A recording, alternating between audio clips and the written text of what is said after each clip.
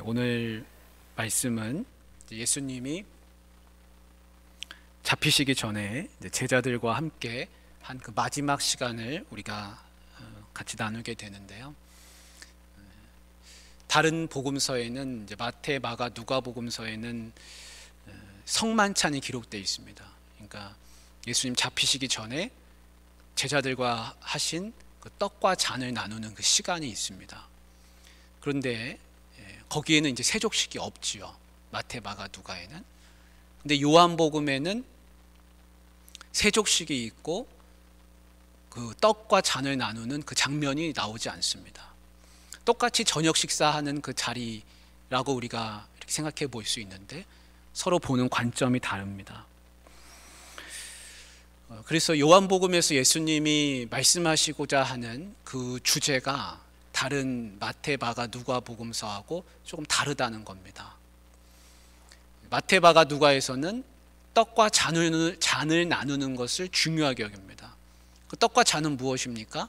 우리가 지난 주일에도 성찬식이 있었는데 예수님의 몸과 피, 살과 피입니다. 그건 예수님의 죽으심을 나타내는 것이죠. 예수님이 십자가에서 몸이 죽으시고 피를 흘리시고 곧 죽으실 것이다. 근데 그 죽으심이라는 것은 예수님의 떡과 잔으로 표현됩니다. 그러면서 그것을 기념하게 하시는 그 모습을 볼 수 있습니다. 굉장히 상징적인 것이죠, 그 떡과 잔이. 그런데 이 요한복음에는 그것이 없고 이제 발을 씻어주는 세족하는 그런 장면이 있습니다. 그 요한이 집중하려고 하는 것은 무엇일까요? 여러분, 떡과 잔을 나누는 거하고 발을 씻어주는 거하고는 무슨 차이가 있겠습니까? 떡과 잔은 굉장히 상징적인 의미를 준다면 이 발을 씻어주는 것은 굉장한 사랑의 행위라고 할 수 있습니다. 그거는 굉장한 행동입니다. 행동이 필요합니다. 우리가 나중에 말씀을 보지만 예수님이 허리에 수건을 두르시고 겉옷을 벗으시고 허리에 수건을 두르시고 대야에 물을 뜨시고 그 모든 주어가 다 예수님이거든요. 예수님이 직접 제자들의 발을 닦으시고 그 다음에 수건으로 닦아주시는 것, 그것은 굉장한 그 사랑의 행위라고 할 수 있습니다. 요한복음은 거기에 집중하는 겁니다. 사랑. 그래서 이 13장부터 17장까지가 이제 예수님의 어떤 그 고별 설교라고 할 수 있는데, 그 예수님이 잡히신 장면이 18장이거든요. 그 13장부터 17장까지를 길게 이렇게 기록하면서 그 잡히시기 전까지 예수님이 발을 닦아주시면서부터 시작하셔서 계속해서 나누려고 하시는 말씀이 17장까지 나오는데, 그 주제는 뭐냐면 사랑이라는 겁니다. 사랑. 그 사랑의 첫 번째 행동이 뭐냐면 발을 닦아주는 겁니다. 그러니까 사랑은 말이 아닌 거예요. 예수님이 사랑해라, 사랑에 대해서 여러 가지로 말씀 많이 하셨습니다. 근데 사랑은 말이 아니라는 겁니다. 사랑은 행동으로 보여줘야 됩니다. 그래서 요한이 집중하는 게 바로 이겁니다. 이 사랑의 행동. 그리고 예수님이 말씀하시는 이 세족 뒤에 나오는 사랑에 대한 이야기. 그리고 예수님 바로 잡혀가시거든요. 그래서 오늘 우리가 이 말씀을 나누려고 하는데, 발을 닦아주는 것은 누가 합니까, 여러분? 다 아시죠? 발을 닦아주는 것은 주인이 돌아오면 종이 물을 떠다 준다 그럽니다. 워낙 먼지가 많이 묻는 문화이기 때문에. 그럼 물을 떠다 주는데, 종 중에서도 같은 유대 동족 종이 있습니다. 유대 동족 종은 발을 안 닦아줬다 그럽니다. 물을 떠다 줄 수는 있지만 내 형제죠, 유대인이니까. 그렇지만 내 집에서 일하는 이제 종으로 있는 겁니다. 내 형제가 발을 닦아주지는 않았다는 것이죠. 왜냐하면 굉장히 모욕적인 것이기 때문에. 그 발을 닦아준다는 것이, 너 종이니까 내 발 닦아라, 이렇게 못했다는 것입니다. 그러면 발을 닦는 사람은 누구냐면 완전한 노예들, 그러니까 정말 비천한 사람이 와서 발을 닦아주는 것이지 아무나 그 발을 닦지는 않았다는 것입니다. 그리고 아무한테나 그걸 시키지도 않았다는 것이죠. 물론 발을 닦아야 하지만. 근데 예수님은 어떻게 하십니까? 예수님은 발을 닦아주시는 겁니다. 그러니까 예수님은 적당하게 몸을 낮춘 게 아니라 완전히 제자들 앞에서 몸을 낮추셨다는 것을 알 수 있습니다. 완전히 낮아지셨습니다. 비천해지시는 모습을 보여주십니다. 우리가 13장 1절 말씀을 좀 읽어보려고 합니다. 1절 말씀을 같이 한번 읽겠습니다. 시작. 유월절 전에 예수께서 자기가 세상을 떠나 아버지께로 돌아가실 때가 이른 줄 아시고 세상에 있는 자기 사람들을 사랑하시되 끝까지 사랑하시니라. 아멘. 이 말씀 왜 읽었냐면 이 뒤에 나오는 이 끝까지 사랑하시니라는 겁니다. 예수님이 자기가 당신께서 이제 곧 이 제자들과 헤어지고 이별하고 못 박히게 될 것이라는 것, 죽게 되실 거라는 것을 지금 다 알고 계십니다. 그때가 지금 다가오고 있다는 것을 알고 계십니다. 근데 예수님의 마음이 어떻습니까? 1절 끝에 보면 어떻다 그랬죠? 아버지께로 돌아가실 때가 이른 줄 아시고 세상에 있는 자기 사람들을 사랑하시되 끝까지 사랑하시니라 이렇게 나옵니다. 그러니까 예수님의 개인적인 종말이 지금 앞에 와 있거든요. 곧 있으면 죽는 겁니다. 그런데 마음은 어떠냐면 사랑이 풍성해지더라는 겁니다. 사랑이 더 커졌다는 겁니다. 그러니까 예수님은 돌아가실 날을 앞두시고 더 사랑이 커지셨던 분이십니다. 우리가 살면서 사랑이라는 거 중요하고 내가 사랑해야지 그런 마음을 많이 먹죠. 특히 우리 믿는 사람들은 더더욱이 그렇습니다. 근데 우리의 사랑이 언제 가장 커질까요, 여러분? 저도 이 말씀을 읽으면서 이제 묵상하게 됐습니다. 여러분도 지금 누군가를 사랑하시고 사랑해야 한다는 것도 알고 계십니다. 근데 이 사랑이라고 하는 게 양으로 재고 질의 크기를 잴 수 있다면, 그 척도를 잴 수 있다면 언제 가장 커질까요? 예수님의 오늘 이 1절의 말씀을 통해서 본다면 내가 곧 죽음이 임박할 때, 내 개인적인 종말이 곧 다가올 때 나의 사랑이 가장 커진다는 것을, 커질 것이라는 것을 내가 생각해 볼 수 있습니다. 예수님이 그렇게 하셨으니까요. 우린 그걸 닮아가야 되는 것이죠. 근데 그 반대되는 경우가 있을 수 있습니다. 내가 죽을 날이 이제 얼마 안 남았는데 사랑은커녕 더 뭔가를 집착하고 더 뭔가의 욕망에 사로잡혀가지고 사랑은 점점 줄어들고 나의 개인적인 욕망은 더 커지는 그런 모습으로 내가 만약에 내 임박한 종말을 맞이하게 된다면 여러분 어떻겠습니까? 그런 불행한 일이 있어서는 안 되겠죠. 그건 예수님과 반대되는 길을 가는 겁니다.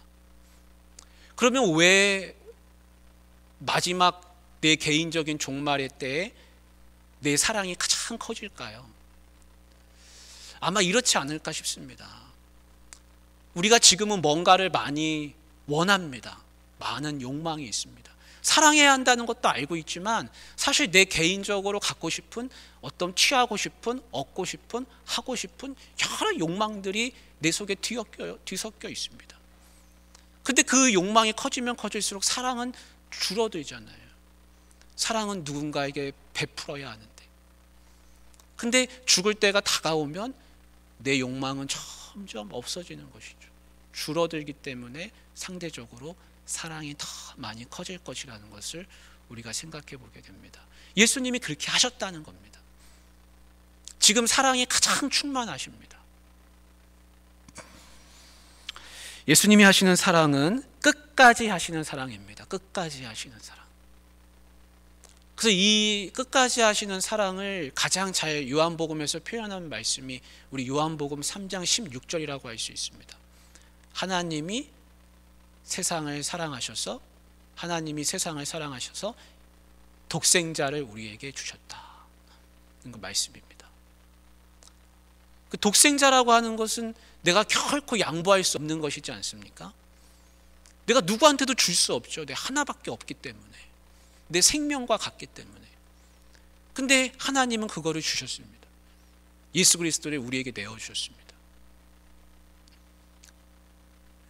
그러니까 끝까지 사랑한다는 이 이야기는 뭐냐면 시간적인 의미로도 끝까지 정말 영원까지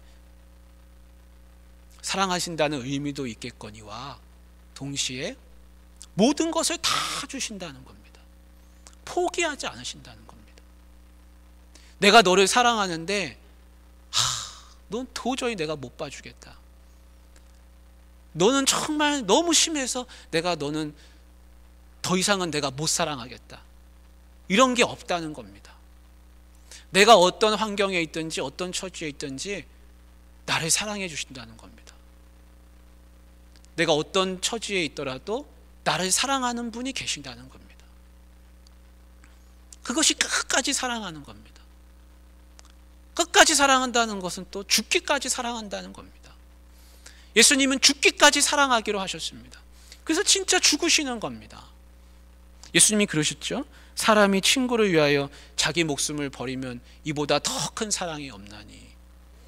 근데 예수님은 이보다 더 큰 사랑이 없다는 것을 말로만이 아니라 진짜로 보여주셨습니다. 행함으로. 그래서 난 이렇게 죽는다. 나 잘 봐라. 내가 너 이렇게 사랑한다. 나 봐봐라. 나 죽는다. 하고 죽으시는 겁니다. 그래서 하나님이 우리를 사랑하시는 그 양, 그 질, 어떤 깊이와 그 너비는 목숨을 다하는 사랑입니다. 여러분, 부모 자식 관계라고 해서 목숨까지 다해가지고 사랑할 수가 있겠습니까? 물론 사랑할 수 있겠죠. 그렇지만 다 그러지는 못할 겁니다. 아마 대신 죽어줄 수도 없습니다. 정말 끝까지 사랑하고 싶지만 끝까지 사랑하지 못하는 처지에 놓일 수도 있습니다. 목숨을 대신할 수는 없잖아요. 근데 예수님은 목숨을 대신하시더라는 겁니다. 그것이 예수님이 우리에게 보여주신 그 끝까지 사랑하신다는 겁니다. 반면에 이제 제자들은 어떻습니까? 제자들은 그 사랑의 깊이와 너비를 알지 못합니다. 제자들은 예수님이 지금 어떻게 되실 건지 거기에 대해서 전혀 감이 없습니다. 제자들은 아무것도 모르는 것이죠.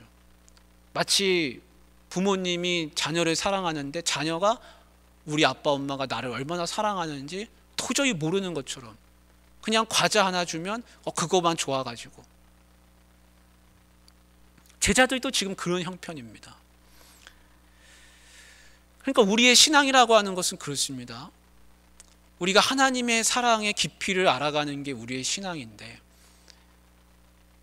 제 개인적으로 볼 때는 아마 이 사랑의 깊이를 죽을 때까지 깨닫지 못할 것이라는 생각이 듭니다. 그럼 언제쯤 알게 될까요? 아마 천국 가서 예수님 만나면 나를 여기로 인도하시기 위해서 예수님이 목숨을 버리셨구나. 아마 천국 가야 그때쯤 아마 실감할 겁니다. 그 전까지는 그거를 그냥 듣기는 듣고 읽기는 읽어도 얼마만큼 나를 사랑하시는지 다 알 수가 없는 것이죠. 근데 이 제자들 중에 이제 한 제자가 나옵니다. 그게 그 사람이 누구냐면 이제 유다입니다. 유다는 지금 무슨 생각을 하고 있습니까? 1절에 보면 예수님이 끝까지 사랑하시니라는 말씀이 나오는데 바로 그 다음 구절 2절에 보면 유다의 마음속에 나옵니다. 예수님의 마음속은 지금 끝까지 사랑하시고 사랑이 극도로 충만하신 상태인데 그 앞에 있는 유다는 무슨 생각을 하고 있냐면 그 마음속이 예수님 언제 팔아먹을까? 예수님 어떻게 팔 수 있을까? 지금 그 생각을 하고 있습니다. 예수님을 배신할 생각, 예수님을 버릴 생각, 그 생각을 하고 있습니다. 그러니까 극과 극이 극명하게 대조가 되는 것이죠. 그것이 1절과 2절이 이렇게 보여주고 있습니다. 그러니까 유다는 어떤 사람입니까? 유다는 수단과 방법을 가리지 않고 자기의 목적을 성취하는 사람입니다. 유다는 똑똑한 사람입니다. 그래서 돈꾀를 가지고 있잖아요. 그거 300데나리온이면은 그거 팔아다가 좋은 일 할 수 있는데 그 향유 옥합을 왜 깨냐라고 금방 이야기할 수 있는, 머리가 팽팽 잘 돌아가는 사람이 이 가룟 유다입니다. 근데 가룟 유다는 머리는 잘 돌아가는데 그 마음속에는 무슨 생각이 있냐면, 자기의 어떤 원하는 것이 있으면 수단과 방법을 가리지 않고 하는 사람입니다. 그래서 혹자들은 예수님을 파는 여러 가지 이유를 이제 유다에 대해서 설명을 하는데, 그것이 이유가 뭐가 됐든지 그것은 유다 속에 있는 욕망이라는 것입니다. 유다가 하고 싶은 것이 있다는 것이죠.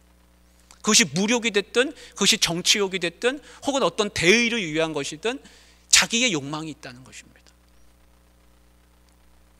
그래서 지금 유다는 그 욕망이 지배를 당하고 있습니다. 욕망으로부터 지배를 받고 있습니다.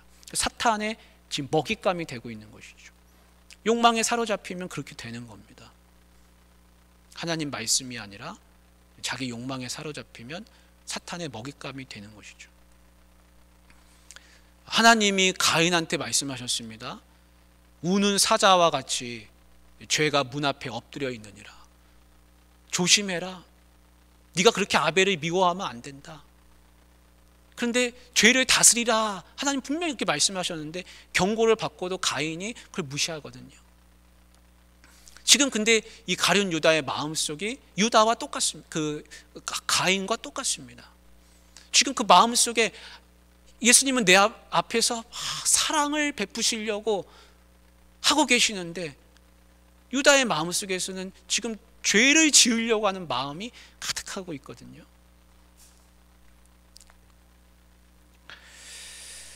3절 말씀을 보겠습니다.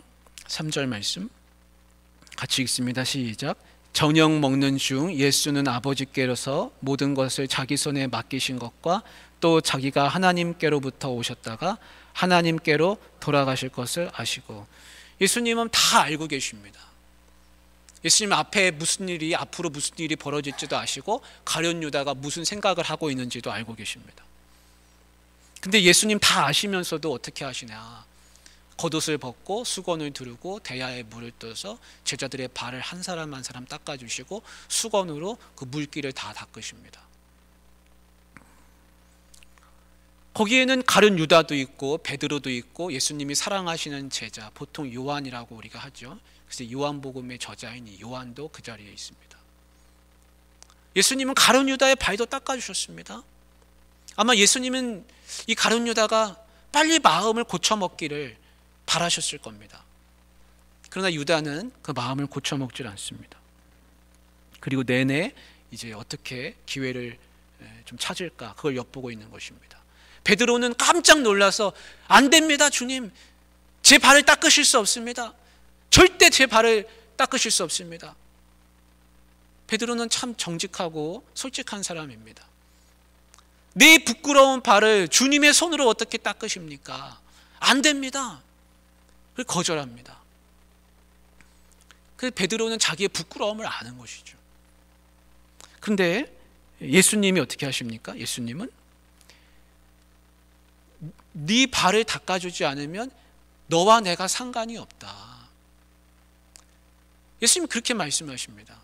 예수님 왜 그렇게 말씀하십니까? 예수님이 말씀하시는 것은 네 발을 닦아주는 사람이 십자가의 보혈로 이 발을 닦아주는 이 사람의 이 모습이 나중에 십자가의 보혈로 모든 것을 닦아주시는 것이라는 것을, 그 죄를 씻어주신다는 것을 깨우쳐 주시기 위해서 지금 이것을 하고 계십니다. 그리고 너를 정결케 하는 것이 이것이라는 의미로 또 하고 계십니다. 그래서 제자들의 발을 닦아주시면서 가장 더러운 것을 닦아주시면서 예수님의 보혈로 모든 죄를 사해 주시는 것이고, 그리고 거기서 정결하게 됨을 받는 것이라는 것을 이제 깨우쳐 주시기 위해서 그렇게 하십니다.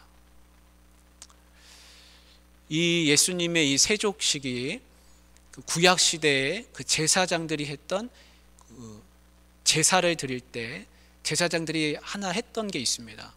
그게 뭐냐면 그 성소와 제단 사이에 있는 그 물두멍입니다. 물두멍.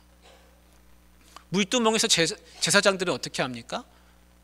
손과 발을 닦습니다. 그래서 출애굽기의 말씀에 보면 30장 말씀에 보면 그 수족을 닦으라 그랬습니다. 수족을 닦으라. 닦지 않으면 죽는다 그랬습니다. 수족을 닦고 손발을 씻고 제사장들이 성소를 드나들고 제사를 드려야 죽임을 당하지 않는다. 근데 잘 한번 생각해 보십시오.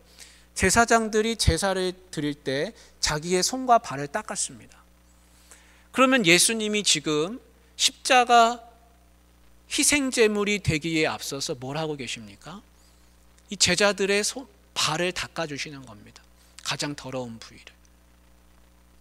그러니까 나중에 제자들이 이것을 깨닫게 되면 예수님이 잡히시기 전에 우리의 발을 닦아주신 것은 마치 구약시대의 제사장들이 제사를 드리기 전에 그들의 손발을 닦았던 것과 마찬가지였구나, 똑같은 원리였구나. 그것을 깨닫게 되면 십자가의 죽음이 억울한 죽음이 아니라 예수님이 희생제물로 돌아가셨구나, 골고다 언덕은 거기가 바로 제단이었구나, 번제단이었고 십자가의 보혈의 피는 어린 양 희생제물이 흘린 우리의 죄를 씻어주는 피였구나 라는 것을 연결지을 수가 있다는 겁니다. 그래서 예수님은 발을 닦아주시는 것입니다. 그리고 또 제자들은 이런 것을 상기할 수 있겠죠. 그때 예수님이 발을 그렇게 닦아주셨으니까 우리도 서로의 발을 닦아주는 것이 마땅하다 라는 것을 상기하게 됐을 겁니다. 그리고 예수님이 내가 너를 씻어주지 아니하면 너와 내가 아무런 상관이 없느니라 하셨던 말씀도 예수님이 이 땅에 오신 것은 우리의 죄를 씻어주기 위함이었구나 라는 것도 생각하게 될 것이라는 것이죠. 베드로가 물론 그 예수님이 발을 닦으시는 그 시점에서 이 모든 것을 다 아는 것은 아닙니다. 그걸 모르니까 예수님 그럼 내 머리도 닦아주십시오, 손도 닦아주십시오, 다 막 몸을 내밀잖아요. 닦아주면 더 좋은 거라고 생각하니까. 근데 예수님이 그러시죠. 발을 닦았으면, 이제 한번 닦았으면 또 할 필요 없다. 왜 그렇습니까? 또 할 필요 없죠. 예수님이 이미 정결케 하셨으니까요. 때를 벗겨내는, 발가락에 있는 때를 벗겨내는 것이 다가 목적이 아니라 그걸 닦아줌으로써 정결 예식이 된다는 겁니다. 그래서 예수님이 닦아준 그 제자들은 십자가를 나중에 바라보면서 십자가는 바로 예배였구나, 십자가는 하나님 앞에 드려진 제사였구나, 십자가 희생제물이 되셨구나 라는 마음을 굳게 갖게 될 것이라는 겁니다. 예수님은 유다의 발까지 다 씻으셨습니다. 어떤 사람들은 이렇게 생각하는 사람들이 있습니다. 유다가 예수님을 파니까 예수님이 십자가에 달리는 것을 유다가 도와준 거 아니냐, 유다가 일조한 거 아니냐, 그렇게 생각하시는 분들이 가끔씩 종종 있어요. 근데 여러분 전혀 그렇지 않죠. 여러분 만약에 한번 생각해 보십시오. 어떤 신실한 권사님이 계시는데 그 권사님 남편분이 교회를 그렇게 안 나오시는 거예요. 당신 예수 믿으라고. 근데 끝까지 거부하시다가 자기 욕망대로 사시는데, 그러다가 어느 날 운전하고서 운전하고 가시는데 저 반대편에서 음주운전하는 술 취한 사람이 중앙선을 넘어가지고 차가 정면으로 꽝 하고 충돌한 겁니다.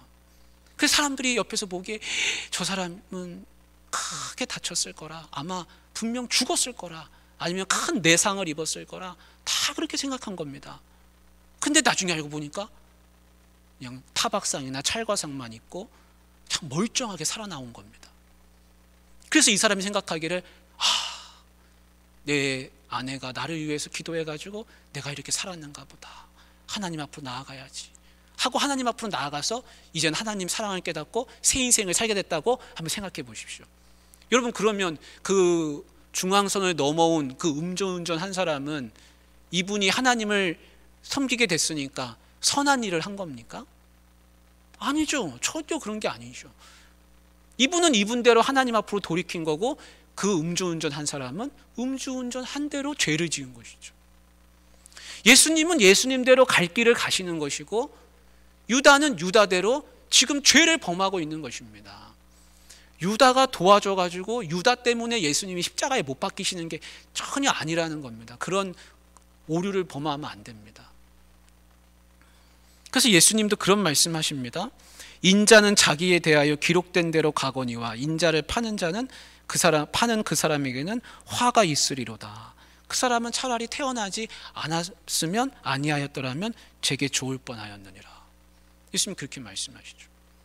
그러니까 유다 때문에 예수님이 죽는 게 아니라는 겁니다. 또 어떤 분은 나중에 요한복음 13장 27절에 보면 그런 말씀이 있거든요. 예수님이 유다에게 이르시되 네가 하는 일을 속히 하라, 그렇게 말씀하세요. 그래서 이 말씀을 가지고 예수님하고 유다하고 모의했다. 유다는 예수님을 팔기로 하고 예수님이 잡혀가는 걸로 이렇게 짝을 맞췄다는 겁니다. 전혀 그렇지가 않죠. 그런 의도면 성경에서 이걸 그렇게 이야기하지도 않죠. 여러분, 나를 죽이려고 나를 때리려고 하는 사람에게 내가 이제 죽기로 결심했습니다. 죽기로 각오했습니다. 그럼 그 사람한테 그래 어디 한번 때려봐라, 여러분 그렇게 말한다고 해가지고 그 사람하고 나하고 작정하는 겁니까? 모의하는 겁니까? 전혀 아니죠. 예수님은 이미 죽기로 각오하시고 십자가 제물이 되기로 결심하신 분입니다. 유다의 속마음을 다 알고 계시는 거예요.